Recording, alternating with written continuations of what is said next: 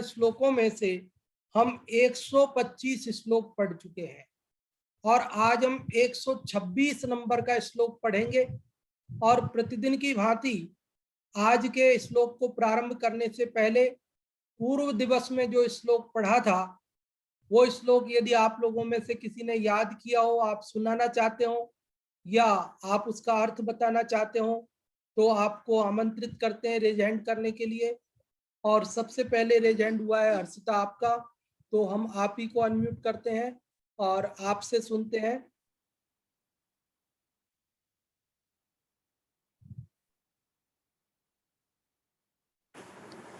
जय जिनेन्द्र। ज्ञानं यत्र पुरःसरं सहचरी लज्जातपः चारित्रं शिविका निवेशन भुवा स्वर्गागुणा रक्षकाः पन्थाश्च प्रगुणा क्षमाम्बुबहुलश्छायादया भावना यानं तं मुनिमापयेदभिमतं स्थानं विना विप्लवै। बहुत अच्छा हर्षिता, आपने श्लोक सुनाया, बहुत बहुत धन्यवाद। और अब अपन बढ़ते हैं आगे। आज जिसका क्रम प्राप्त है ऐसे 126वें श्लोक को पढ़ते हैं। आप सभी की स्क्रीन पर पहले हम 126वां श्लोक लगाते हैं ताकि आप सब जिनके भी पास ग्रंथ ना हो वे लोग भी आसानी से उसे पढ़ सकें।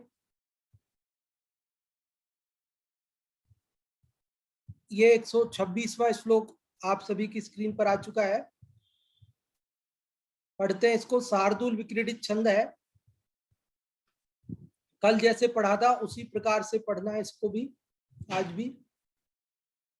मिथ्या दृष्टि विषान् वदन्ति फणिनो दृष्टं तदा सुस्फुटम् यासामार्ध विलोकनैरपि जगत् दन्दह्यते सर्वथा तास्त्वय्येव विलोमवर्तिनि भ्रसं भ्राम्यन्ति बद्धक्रुधः स्त्रीरूपेण विषं हि केवलमतस्तद्गोचरं मास्मगः अज्ञानी दृष्टि विष कहते सर्पों को यह किंतु असत जो निज नेत्र कटाक्ष मात्र से करे सर्वथा जग संताप उन्हें छोड़ विपरीत हुआ तू अतः क्रुद्ध हो वे भ्रमती उनका विषय नहीं बनना केवल विश्वरूप समझ स्त्री। क्या कहते हैं आचार्य गुणभद्र देव इस श्लोक के अंदर? यह श्लोक है स्त्रियों का महाविस्मय स्वरूप, ऐसा इसका हेडिंग है। आप घबराएं नहीं इस हेडिंग को सुनकर, अभी अपन इसकी चर्चा करेंगे। कल हमने जो 125वां श्लोक पढ़ा था उसमें हमने मोक्ष मार्ग की यात्रा में जो अनुकूल सामग्री है, साधक सामग्री है, उसकी चर्चा की थी। और अब ये कौन सी चर्चा प्रारंभ हुई है? अब मोक्ष मार्ग में बाधक सामग्री, मोक्ष यात्रा में जो बाधा विघ्न रूप जो सामग्री है उसकी चर्चा प्रारंभ हो रही है। देखिए यहाँ पर मोक्ष मार्ग में बाधक एक तो यहाँ पर स्त्री को बताया है। दरअसल ये चर्चा पुरुषों की अपेक्षा है इसलिए स्त्री को बाधक बताया, लेकिन यदि हम स्त्री की अपेक्षा यही बात कहें तो पुरुष महाविश्वरूप है, पुरुष मुक्ति मार्ग में बाधक है। मान लीजिए कोई स्त्री आरिका जी साधना कर रही हैं, मोक्ष मार्ग में आगे बढ़ रही हैं और पुरुष उनके लिए महाविश्वरूप है। और जो पुरुष मुक्ति मार्ग में आगे बढ़ रहे हैं, मुनिराज त्यागी व्रती जो कुछ भी है, उनके लिए स्त्री जो है महाविश्वरूप है, ये बात यहाँ बता रहे हैं। और जो अपन 10 लक्षण महापर्व में पूजन करते हैं, वह उत्तम ब्रह्मचर्य की का जो अर्घ चढ़ाते हैं, तो वहां ऐसी पंक्ति आती है, संसार में विष बेल नारी तजी गए योगीश्वरा, ध्यानत धर्म 10 पैंडी चढ़ के शिव महल में पग धरा। तो वहां पर इस पंक्ति को सुनकर कई लोग नाक भौं सिकोड़ते हैं। वे ये सोचते हैं कि अरे, इसमें तो महिलाओं की, स्त्रियों की निंदा की गई है। यहाँ पर संसार में विषबेल नारी, मतलब स्त्री के लिए, नारी के लिए विषबेल कह दिया गया दयानंद राय जी द्वारा। तो बंधुओं, हम आपका ध्यान आकर्षित करना चाहते हैं कि वहां पर नारी को विषबेल नहीं कहा गया है, बल्कि पुरुष के मन में जो नारी के प्रति राग भाव है, उस राग भाव को विषबेल कहा गया है। बल्कि नारी के प्रति जो वासना युक्त पुरुष है, उसे डांट पिलाई गई है। कई लोग जो नहीं समझते हैं, उनको समस्या पैदा होती है। जो उसकी अपेक्षा समझते हैं, उन्हें कोई समस्या खड़ी नहीं होती है।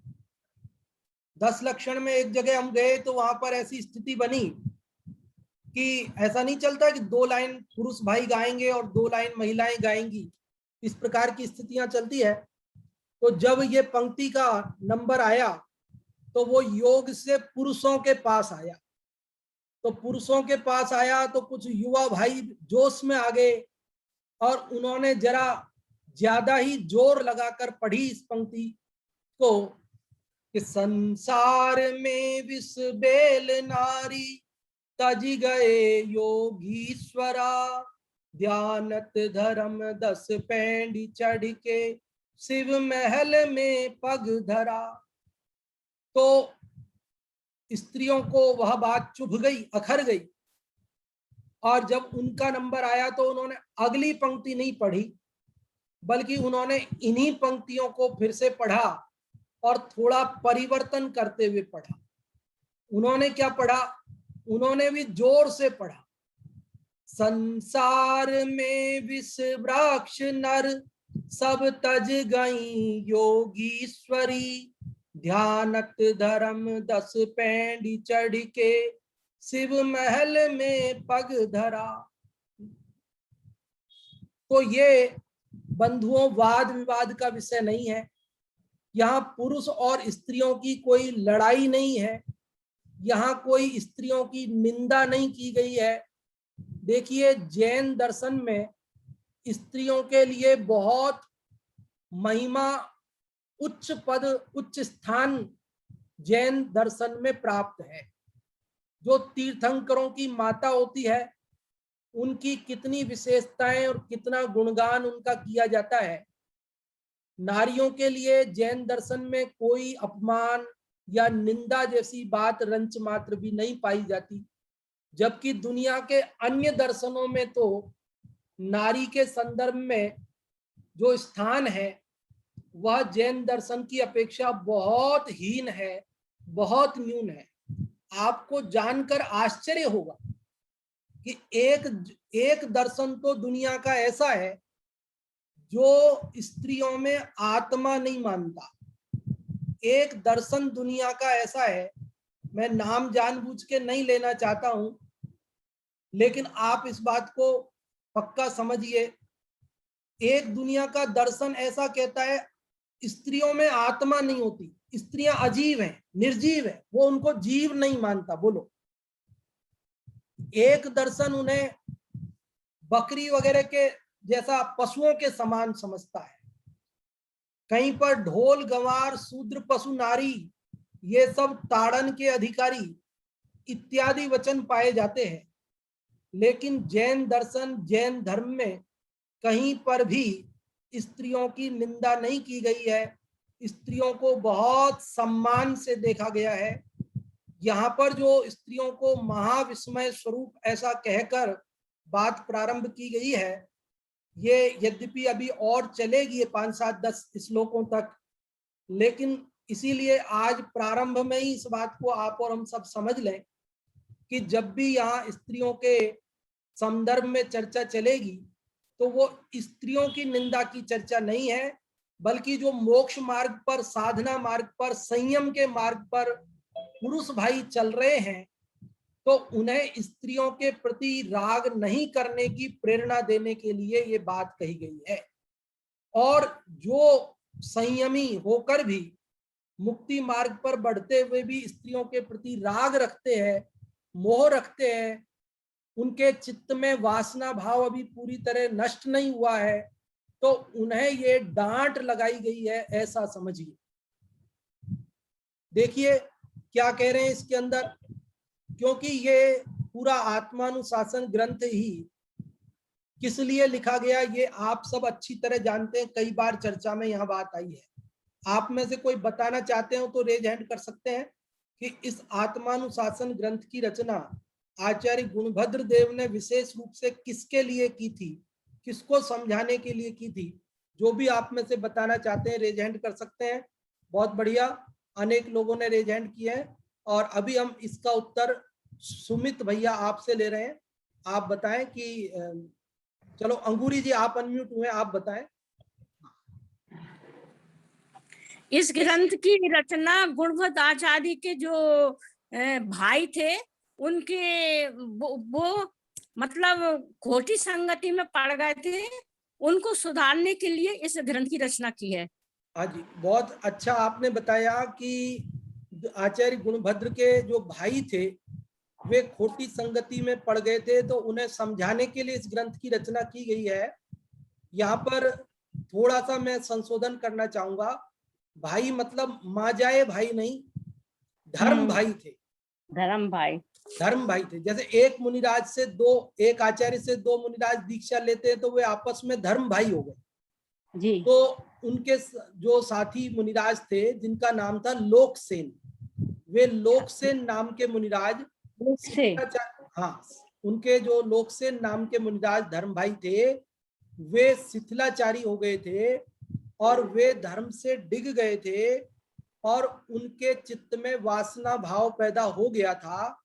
इसलिए स्पेशली उन्हें समझाने के लिए इस ग्रंथ की रचना हुई है और उनके माध्यम से आप और हम सबको भी समझाया गया है, क्योंकि आप और हम सब भी इस जगत के विषय वासना में, पांच इंद्री के भोगों की वासना में फंसे हुए हैं। तो देखिए समझाते हुए क्या कह रहे हैं कि मिथ्या, मिथ्या मतलब झूठ बात है।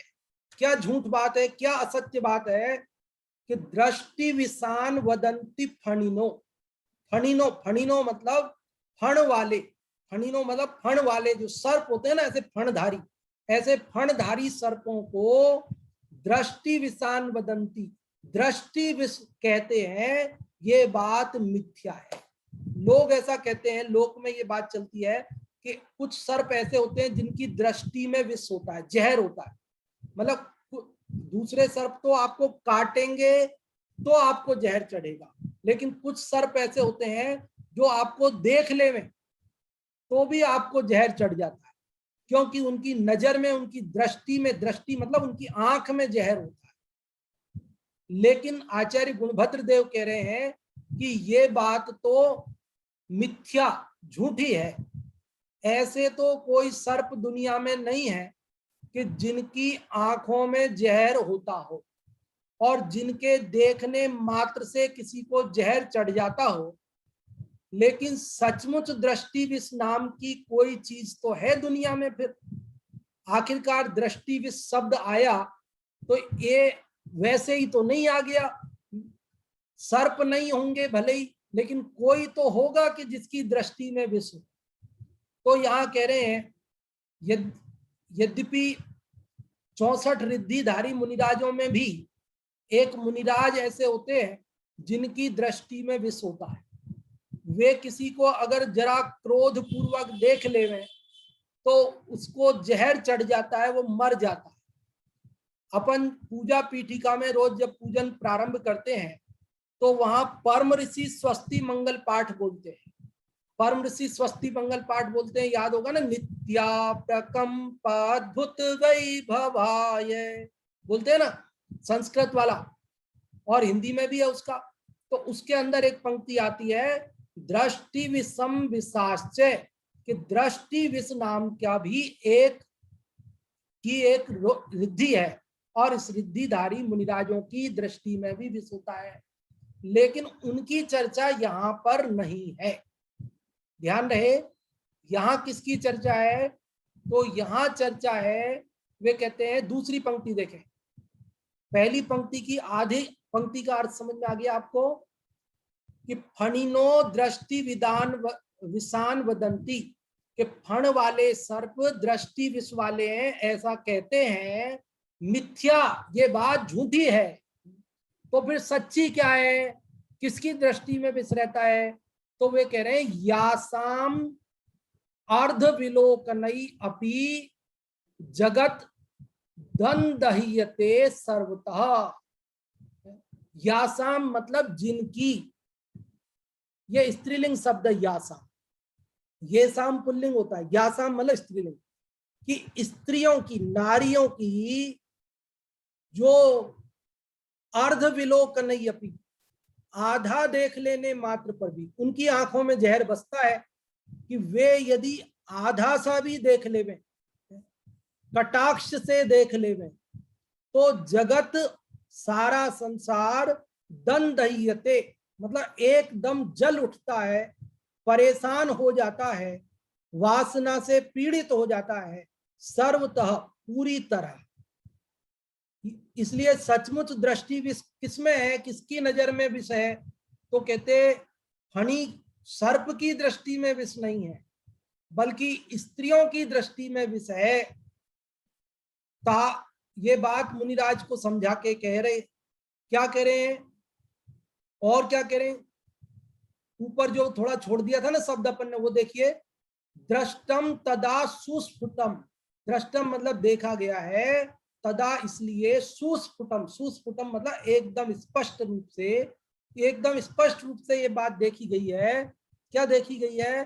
कि तासु त्वयि एव तहा तहा तहा मतलब वे स्त्रियां, बद्ध क्रुध, अंतिम शब्द देखे, तीसरी पंक्ति का अंतिम शब्द, बद्ध क्रुध मतलब जिन्होंने क्रोध को बांध रखा है, मतलब जो क्रोधित हैं, ऐसी वे स्त्रियां त्वयि एव तेरे पर ही, विलोम वर्तिनी विपरीत होती हुई, तेरे से विरुद्ध वर्तती हुई, तेरे पर क्रोध करती हुई, भ्रसम भ्राम्यति, भ्रसम मतलब अत्यधिक, भ्राम्यति मतलब घूमती हैं, भ्राम्यंती घूम रही हैं। क्यों घूम रही हैं? क्यों गुस्सा कर रही हैं? इसलिए गुस्सा कर रही हैं, इसलिए विपरीत घूम रही हैं, क्योंकि स्त्रियों के वश में सारा संसार हो गया। सब लोग तो स्त्रियों के वश में आ गए, लेकिन मुनिराज ऐसे हैं, संयमी ऐसे हैं, महाव्रती ऐसे हैं कि वे स्त्रियों के वश में नहीं आए। वे उनके दृष्टि के देखने से, विषय वासना से पीड़ित नहीं होते हैं, वे उनके अनुसार नहीं चलते हैं, इसलिए उन्हें गुस्सा आता है। मानो, कल्पना कर रहा है कवि, कि सारा जगत जिन्होंने जीत लिया और मुनिराज के सामने उनके तीर कमान सब बेकार चले गए, वे उनको वश में नहीं कर सकी, इसलिए वे क्रोधित होकर उन्हें वश में करने के लिए घूमती हैं। मानो स्त्री रूपेण विषम ही केवलम, कि स्त्री रूप से केवल विष ही है, मानो जहर ही घूम रहा है। अतः इसलिए तद गोचरम मास्मगाहा, उनके गोचर मतलब उनके दृष्टि गोचर, मास्मगाहा मतलब मत हो। आचार्य गुणभद्र देव मुनिराज को कह रहे कि भैया तुम स्त्रियों से बचकर रहो, उनके दृष्टि गोचर मत हो, वे तुम्हें देख सके ऐसी जगह मत जाओ और तुम उन्हें देख सको ऐसी जगह मत जाओ। ये स्थूल रूप से बात को समझना, देखने मात्र की मना नहीं है, बल्कि देखकर वासना पीड़ित होने की मना है। और उन्हें, स्त्रियों को जहर ही समझ लो तुम तो एक बार, ऐसा कहकर उन्हें उनसे राग तुड़वाया गया है। स्त्रियों की निंदा नहीं की गई है, बल्कि स्त्रियों के प्रति यदि किसी के चित्त में राग उत्पन्न हो गया हो या हो न जाए, इसलिए उन्हें जहर समझकर दूर से ही दूर रहें, ये बात यहाँ कही गई है। देखो बंधुओं, ऐसे कई सीरियल, टीवी सीरियलों वगैरह में आपने देखा होगा, कई कथानकों में, पुराणों में, हिंदू पुराणों में सुना होगा कि वहां कई तपस्वी तपस्या करते थे, और जब वे तपस्या करते थे तो इंद्र का आसन कंपायमान होने लगता था। इंद्र को लगता था कि अरे अब तो हमारी राजगद्दी छिनेगी, तो वे वहां से मेनका, रंभा, उर्वशी आदि सुंदर जो अप्सराएं हैं, उन्हें उनकी तपस्या भंग करने के लिए भेज देते थे।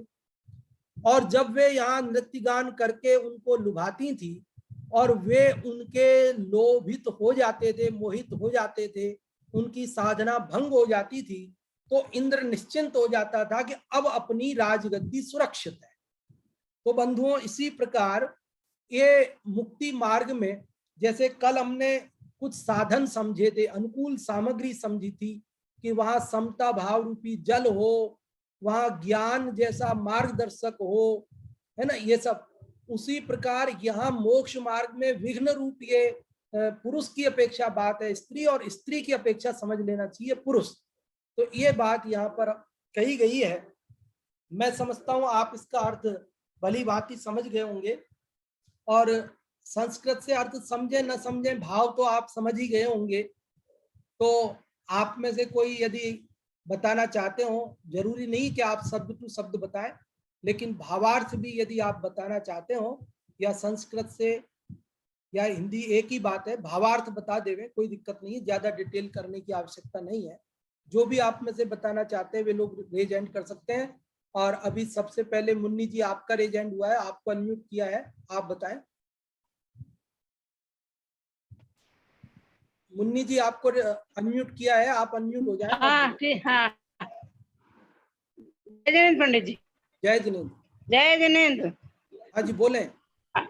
अज्ञानी दृष्टि विष कहते सर्पों को है किंतु असत, जो निज नेत्र कटाक्ष मात्र से करें सर्वदा जग संताप, छोड़ उन्हें विपरीत हुआ तू अतः क्रोध हो हे भ्रमती, और उन विषयों नहीं बनना केवल विश्वरूप रूप समझ स्त्री। इसमें बताया है कि स्त्रियों के ये बताया है कि जैसे अज्ञानी पुरुष जो होते हैं वो स्त्रियों की कटाक्ष, मतलब स्त्रियों के जो राग भाव होता है उसमें फंस जाते हैं, और फिर अपने बताया कि जैसे सर्प की आंखों में जहर होता है, सर्प की आंखों में जहर होता है, मगर होता नहीं है सर्प की आंख में जहर, उसके तो डंक होता है, परंतु स्त्री की आंख में जो राग भाव होता है उससे वो अज्ञानी पुरुष जो होते हैं वो बहक जाते हैं। उनकी जो नेत्र का जो निज नेत्र कटाक्ष मात्र से, और जो उनके नेत्र जो तिरछी निगाह से देखते हैं वे सर्वथा संतापित हो जाते हैं। उन्हें छोड़ विपरीत हुआ तू अतः क्रोध में हो, और उन्हें उसको उस स्त्री के कटाक्ष को, स्त्री के राग को छोड़ के तू क्रोध मत हो, और अपने बुद्धि को मत भ्रमा। उन विषयों नहीं बनना केवल विश्व, उन विषयों मत जा, उन पांचों इंद्रियों के विषय वो स्त्री, इस रूप स्त्री में मत जा, और उन विषयों को छोड़ के स्त्री को विश्व मत समझ। स्त्री ना हो तो ये कुल ना चले, स्त्री ना हो तो भगवान ना हो, स्त्री ना हो तो तीर्थंकर ना हो, स्त्री से ही तो सब कुछ है। मगर स्त्री वो स्त्री जो संयम से रहे, संयम पाले, आर्य का बने, अपने धर्म के पथ पर चले और अपने कर्तव्य का पालन करे। स्त्री तो पुरुषों को बेटों को जन्म देके उनको ऐसा, उन्हीं के तो देखो आज क्या अनादिकाल से मुनि बन रहे हैं, ये हो रहा है, संयम पे चल रहे हैं, और आगे जाके मतलब स्त्रियां जो है वो है नहीं है, मतलब उनको ऐसा जो राग के वशीभूत हो जाती है उनके लिए बोला है। स्त्रियां तो देख तीर्थंकर को जन्म देती हैं कि नहीं, स्त्रियां सभी स्त्रियां थोड़े एक सी होती हैं, मगर जो स्त्रियां कटाक्ष करती हैं उन स्त्रियों के लिए उन्होंने बोला है, ऐसा मेरी समझ में आया। हाँ जी, बहुत अच्छा आपने मुन्नी जी इसका सार बताया। बहुत बहुत धन्यवाद आप सभी के लिए। और अब इसका पाठ करने के लिए आप लोगों को आमंत्रित करते हैं। जो भी संस्कृत या हिंदी से पाठ करना चाहते हैं वे लोग रेज हैंड कर सकते हैं। और इसका पाठ करने के लिए हम अनम्यूट कर रहे हैं। पहले हर्षिता आप पाठ करें। मिथ्या दृष्टिविषान् वदन्ति फणिनो दृष्टं तदा सुस्फुटं या सामर्द्धविलोकनैरपि जगदन्धयते सर्वतः तासत्त्वयेव विलोमवर्तिनि भृशं भ्राम्यन्ति बद्धक्रुधः स्त्रीरूपेण विषं हि केवलमतस्तद्गोचरं मास्मगाः। बहुत अच्छा हर्षिता, आपने संस्कृत वाला पढ़ा। इसमें आपको तीसरी पंक्ति का पहला शब्द पढ़ने में थोड़ी दिक्कत आ रही थी। मैं पढ़ के बताता हूँ। तीसरी पंक्ति का पहला शब्द तास्त्वय्येव, तास्त्वय्येव, ता आधा स आधा त व पूरा आधा य फिर य, मतलब उस पर एक ही मात्रा। तो तास्त्वय्येव, इसका संधि विच्छेद करेंगे तो ताहा, ता पे विसर्ग, और त्वयि, त्वयि मतलब सप्तमी का एक वचन है। जो युष्मद शब्द है उसका सप्तमी एक वचन है, जिसका अर्थ होता है तेरे पर। एव मतलब ही। तो वे स्त्रियां तेरे पर ही क्रोध करती हुई तेरे से घूम रही हैं, इसलिए तू उनको विष समझकर उनके दृष्टिगोचर मत हो, उनसे छुपकर रहे, बचकर रहे, ताकि संयम मार्ग पर तू निश्चिंत होकर आगे, निर्द्वंद होकर आगे बढ़ता रहे। अन्यथा उनके वश में हो जाएगा तो यह मोक्ष मार्ग से तू शिथिल हो जाएगा, वंचित हो जाएगा, डिग जाएगा। ये बात बताइए। और हिंदी वाले का पाठ करने के लिए आमंत्रित करते हैं आप लोगों को। जो भी हिंदी वाले का पाठ करना चाहते हैं वे लोग रेज हैंड कर सकते हैं। बहुत बढ़िया, अनेक लोगों ने रेज हैंड किए हैं। और सुमित भैया, हम आपको अनम्यूट कर रहे हैं, आप करें पाठ। हाँ जी, जय जिनेंद्र। जय जिनेंद्र। मनी दृष्टि विष कहते सर्पों को यह किंतु असत, जो निज नेत्र कटाक्ष मात्र से करे सर्वथा जग संताप, उन्हें छोड़ विपरीत हुआ तो अतः क्रुद्ध हो वे भ्रमती, उनको विषय नहीं बनना केवल विश्वरूप समझ स्त्री। बहुत बढ़िया आपने पढ़ा। बहुत बहुत धन्यवाद आप सभी के लिए कि आप सभी ने जो है ये पूरा 126वां श्लोक संस्कृत से हिंदी से समझा, और उसका जो अर्थ है, भाव है, वो सब आप सब ने बताया। उसके लिए आप सभी को बहुत बहुत धन्यवाद। अब इसकी थोड़ी चर्चा करते हैं। देखिए इसमें क्या बात कही गई है। वैसे तो मैं लगभग सारी बातें अर्थ करते समय ही बता चुका आपको, लेकिन फिर भी आप थोड़ा समझिए। इसमें एक आध शब्द जो आए हैं। पहला शब्द तो दृष्टि विष आया है। तो दृष्टि विष शब्द का अर्थ तो आपको समझ में आ गया होगा। दृष्टि मतलब आंख, नेत्र, और विष मतलब जहर। जिनकी आंख में जहर रहता है, जिनके देख लेने मात्र से व्यक्ति व्याकुल हो जाता है, उसके चित्त में परेशान हो जाता है, उसका मन परेशान हो जाता है, उसे दृष्टि विष वाला कहते हैं। और जगत में तो कहते हैं कि ऐसे सर्प होते हैं, लेकिन सर्प तो ऐसे कोई देखने में आते नहीं है सामान्यतया। लेकिन स्त्री को देखकर पुरुष व्याकुल हो जाता है, और पुरुष को देखकर स्त्री व्याकुल हो जाती होगी, ऐसा हमें समझना चाहिए। और इसीलिए वो एक दूसरे के लिए दृष्टि विष वाले हैं, ऐसा समझकर संयम के मार्ग पर बढ़ने के लिए, न्याय नीति के मार्ग पर बढ़ने के लिए उससे दूर रहना चाहिए। अपना जो गृहस्थ हैं वे भी अणुव्रती होते हैं, इसलिए उन्हें भी जो ब्याहता स्त्री है उसके अलावा अन्य सबके प्रति अपने चित्त को विरक्त रखना चाहिए। दूसरी बात इसके अंदर आई, जगत दन दह्यते, जगत मतलब जिनके देखने मात्र से सारा जगत जल उठता है। तो जगत जल उठता है, जगत जलने का मतलब क्या, संसार थोड़ी जलता है। जगत तो ये 6 द्रव्यों के समूह का नाम है। विश्व किसे कहते हैं, 6 द्रव्यों के समूह का नाम, और उनका तो कभी नाश होता नहीं है, वे तो कभी जलते नहीं है। फिर जगत जलने का क्या मतलब है कि जगत के प्राणी जल उठते हैं।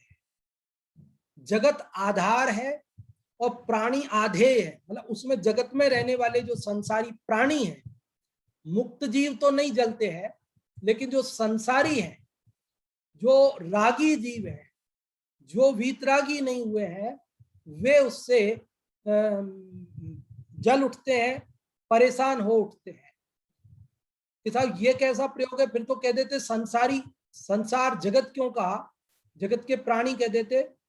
ऐसे प्रयोग होते हैं, जगत में भी होता है। समय सार में भी ऐसा दृष्टांत आता है ना, पथिक लुटते देख कर पथ लुट रहा जग जन कहे, पर पथ तो लुटता है नहीं, बस पथिक ही लुटते रहें। कि कोई रास्ते पे राहगीर लुट जाते हो, मान लो किसी रास्ते पे होता है ना, कोई डाकू रहते हैं और वहां से कोई राहगीर निकलते हैं तो उनको लूट लेते हैं, तो लोग कहते हैं वो रास्ता लुटेरा है। अरे वो रास्ता लुटेरा है, रास्ता लूटता है क्या, या रास्ता लुटता है क्या? कि ना तो रास्ता लुटता है ना रास्ता लूटता है, फिर रास्ता क्यों लुटेरा बोलते हो आप? कि रास्ते में जाने वाले राहगीर लुट जाते हैं, वहां रास्ते में रहने वाले डाकू लूट लेते हैं, इसलिए उस रास्ते को ही लोग लुटेरा बोलते हैं। जयपुर में जब हम पढ़ते थे तो वहां पास में एक राजेंद्र मार्ग चौराहा था, और उस राजेंद्र मार्ग चौराहे को सब लोग, राजेंद्र मार्ग चौराहा तो नाम नहीं जानते, सब लोग बोलते थे उसे खूनी चौराहा। कि कहाँ जा रहे हो, कि खूनी चौराहे तक जा रहे। अरे भैया वो खूनी चौराहा तो उसका नाम नहीं है, नाम तो उसका राजेंद्र मार्ग चौराहा है। फिर खूनी चौराहा क्यों बोलते हैं? कि वो इसलिए बोलते थे कि वहां से झालाना डूंगरी से जो पत्थर लेकर ट्रक निकलते थे उधर से बहुत सारे, और आए दिन उस चौराहे पर सकड़ाई होने से कई एक्सीडेंट हो जाते थे। आए दिन वहां पर एक्सीडेंट होते थे और कई लोग उस एक्सीडेंट में उस चौराहे पर मर चुके थे। इसलिए लोग उस चौराहे को क्या कहने लग गए, खूनी चौराहा कहने लगे। तो चौराहा खूनी है क्या? चौराहा खून करता है क्या? चौराहे ने मारा क्या? चौराहे ने तो नहीं मारा, चौराहे ने तो खून नहीं किया। फिर कि उस चौराहे पर जो निकलते हैं उनमें से कुछ लोगों का खून हो गया, दुर्घटना में वे मारे गए, इसलिए उस रास्ते को ही खूनी चौराहा कहते हैं। तो ऐसे ही जगत में रहने वाले प्राणी जलते हैं तो जगत जल रहा है, ऐसा प्रयोग करने में आता है। समझ गए आप? अपन कहते हैं मकान में आग लग गई, बोलो मकान में आग लगती है, सीमेंट जलता है क्या, ईंट जलता है, पट्टियां जलती है, क्या जलता है मकान में? अरे मकान के अंदर जो सामान था, जो कपड़े थे, जो लकड़ी थी, जो फर्नीचर था, वो जल गया। बाकी मकान जो चूना ईंट का पत्थर का बना है, लोहे का बना है, उसका तो कुछ जलता है नहीं। लेकिन हम तो ये तो बोलते नहीं कि मकान में रखे हुए कपड़े जल गए, मकान में रखे हुए सामान जल गया, हम तो ये बोलते मकान जल गया। तो ऐसा प्रयोग जगत में चलता है। तो यहाँ पर कह रहे जगत जलता है, तो समझ लेना जगत के प्राणी जलते हैं।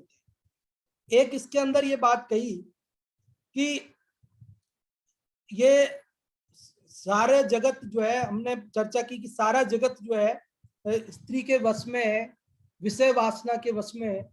ये बात महावीराष्टक स्तोत्र में भी एक छंद आता है, अनिर्वारोद्रेक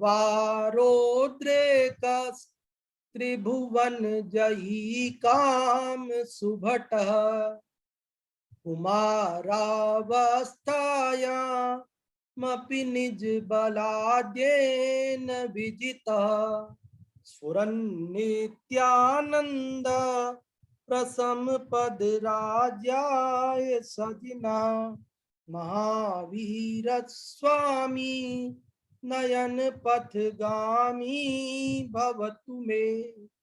इसमें भी यही बात कही गई है कि हे महावीर भगवान, कि जिसका उद्रेक अनिर्वार्य था, जिसका वेग रोकना मुश्किल था, सारा जगत जिसके वेग में बह गया, वश में आ गया, ऐसे काम योद्धा को आपने कुमार अवस्था में, किशोर अवस्था में, बचपन में ही जीत लिया। इसलिए आप महान हो। आप हमारे हृदय में नेत्रों के माध्यम से प्रवेश करें, हमारे हृदय में बसें, ऐसी कामना, ऐसी भावना भक्त उसमें करता है।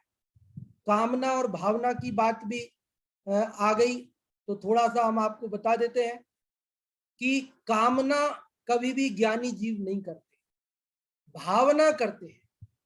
उनको जो होती है वो भावना होती है, कामना नहीं होती।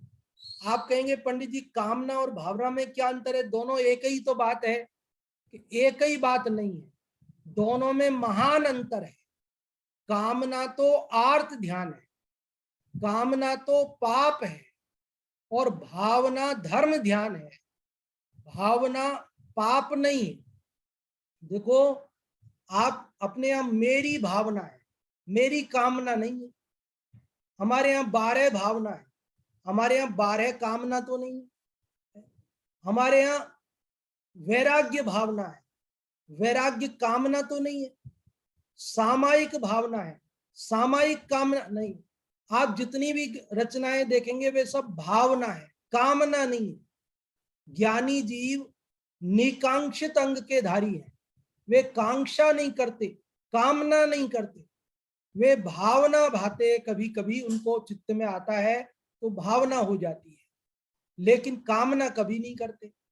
और कहीं शास्त्र में आपको कामना शब्द लिखा मिल भी जाए तो आप समझ लेना कि वो कामना लिखा गया है जहां शब्द का अंतर नहीं समझे, इसलिए वो कामना लिखा गया है, लेकिन है भावना ही, ये समझ लेना। तो आप और हम सबको भी कामना नहीं करनी चाहिए, बल्कि अपने को भावना भानी चाहिए। और अपने को जो है, क्योंकि जो होता स्वयं जगत परिणाम, जो देखी वीतराग ने सो होसी वीरारे। अरे जो सर्वज्ञ ने देखा है वो होना, उसमें मेरी कामना क्या काम आएगी? बताओ आप, मैं क्यों कामना करूं? जो देखा होगा वो होगा, मैं उसमें परिवर्तन की कामना करता हूं, ये मिथ्यात्व है, ये पाप है। हमें भावना तो हो सकती है, ऐसा परिणाम आ सकता है, अरे ऐसा हो जाए, ऐसा हो जाए। हालांकि होगा वही जो होना है, और ऐसा परिणाम भी नहीं आए कि ऐसा हो जाए तो उत्तम। क्योंकि जब सब सुनिश्चित है तो ऐसा हो जाए, वैसा हो जाए, ऐसा करने की, सोचने की कहाँ जरूरत है। लेकिन जिन आप और हमारी भूमिका कमजोर है, हमारी श्रद्धा अभी दृढ़ नहीं है, तो परिणाम आए बिना नहीं रहता है। लेकिन परिणाम आ जाए तो वह भावना तक सीमित रहे, कामना तक नहीं पहुंचे, ये हमें ध्यान रखना चाहिए। तो यहाँ पर भी ये बात बताई गई है। ये पूजन में भी अपन ऐसी पंक्ति पढ़ते हैं, हो हार जगत के बैरी की, क्यों नहीं आनंद बढ़े सबका, है ना। उसमें आता, जो शत्रु जगत का प्रबल काम, तुमने प्रभुवर उसको जीता। है कि जो प्रबल शत्रु है, जिसके आगे सारा जगत, संसार के प्राणी वशीभूत हो गए, उसके वश में पड़ गए, जो परेशान है उसके कारण से, और हे भगवान आपने उसे जीत लिया। तो जो 3 जगत का शत्रु हो और उसको कोई जीत लेवे तो कितनी खुशी होती है। देखो, गली का पहलवान हो और उसे कोई हरा दे तो वो कोई बड़ी खबर नहीं, लेकिन जो विश्व विजेता हो, चैंपियन हो, जिसको कोई पराजित नहीं कर सका, अपराजेय, और उसको कोई हरा दे तो फिर ये हुई ना खास बात। सारा जगत खुश होगा कि अच्छा ओसामा बिन लादेन को मारा है। हाँ, फिर तो खबर बनेगी भाई। कि जिसके आतंक से सारी दुनिया परेशान थी वो मारा गया, तो वो तो खबर है। तो काम योद्धा जिससे सारा जगत परेशान है और भगवान आपने उसे जीत लिया है, और जो भी भगवान बनने के मोक्ष के मार्ग पर बढ़ रहे हैं उन्हें भी उसे जीतना है। इसलिए यहाँ पर ये चर्चा अभी हमने की। अभी अपने पास केवल 3 मिनट बचे हैं और हम चाहेंगे कि आप लोग इसका सार बताएं। आप क्या समझे, आपने क्या सुना, जो भी आप बताना चाहें, और कुछ बताना चाहें या नहीं बताना चाहें, लेकिन एक बात जरूर बताएं। पहले मैं प्रश्न रूप में ही पूछ लेता हूं आप लोग कि क्या इस श्लोक में स्त्रियों की निंदा की गई है? इस प्रश्न का जवाब चाहिए मुझे आप लोगों से। जो भी इस प्रश्न का उत्तर देना चाहते हैं वे लोग रेज हैंड करें कि इस 126वां श्लोक अभी अपन ने पढ़ा और इसका हेडिंग था स्त्रियों का महाविस्मय स्वरूप। तो क्या इसमें स्त्रियों को विस्मय कहकर उनकी निंदा की गई है? क्या जैन दर्शन में स्त्रियों की निंदा की गई है? ये हमारा प्रश्न है। इसका उत्तर जो भी आप में से देना चाहते हैं वे लोग रेज हैंड कर सकते हैं। बहुत लोगों ने रेज हैंड किए हैं और इसका उत्तर अभी हम ले रहे हैं। सुधा जी आपसे, आप बताएं।